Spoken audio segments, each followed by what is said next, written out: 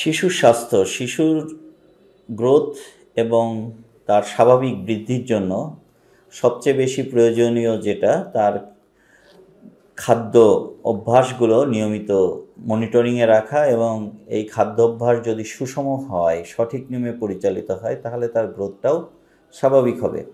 প্রথম 6 মাস আমাদের বাচ্চাদের জন্য মায়ের বুকের দুধের কোনো বিকল্প নেই।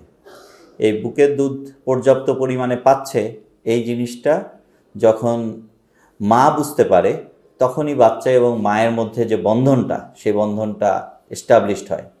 মা যদি মনে করে যে বাচ্চার বুকের দুধ পাচ্ছে না, বাচ্চা খাচ্ছে না, তখনই সে অন্যান্য যে টিনজাত খাদ্য আছে সেগুলোর ওপরে নির্ভরশীল হয়ে পড়ে, এবং এই টিনজাত খাদ্যগুলো যখন সে নিতে থাকে, তখন বাচ্চার অপুষ্টির ঝুঁকি থাকে, বিভিন্ন রোগ হওয়ার সম্ভাবনা থাকে।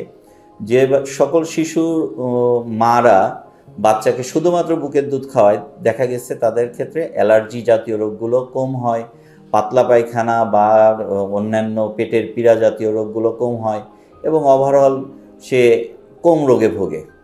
আর 6 মাসের পরবর্তীতে যদি সে পরিপূরক খাবার, আমাদের প্রয়োজন হচ্ছে কমপ্লিমেন্টারি ফুড বা পরিপূরক খাবার, এই পরিপূরক খাবারগুলো যদি সে ঠিকমতো ওই সময়ে শুরু করতে না পারে, তাহলে শিশু পরবর্তীতে আয়রনের স্বল্পতা, জিঙ্ক এবং মাইক্রোনিউট্রিয়েন্টের ঘাটতি এবং প্রোটিন ঘাটতিতে পড়ে।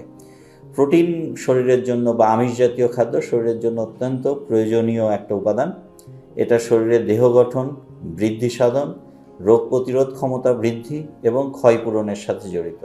তাহলে কোনো বাচ্চা যদি সঠিক নিয়মে প্রোটিন জাতীয় খাবার গ্রহণ না করে, সেক্ষেত্রে সে এই সমস্ত সমস্যাগুলোর মধ্যে পড়বে। খর্বাকৃতির বাচ্চা সারা বছরের জন্য সে আস্তে আস্তে তার স্বাভাবিক বৃদ্ধি থেকে সরে আসে। আমার অনেক সময় মারা এসে প্রশ্ন করে যে আমার বাচ্চা তো আগের মতো বাড়তেছে না, আমার বাচ্চা 6 মাস পর্যন্ত যেভাবে বাড়তেছিল এখন সেইভাবে বাড়ছে না।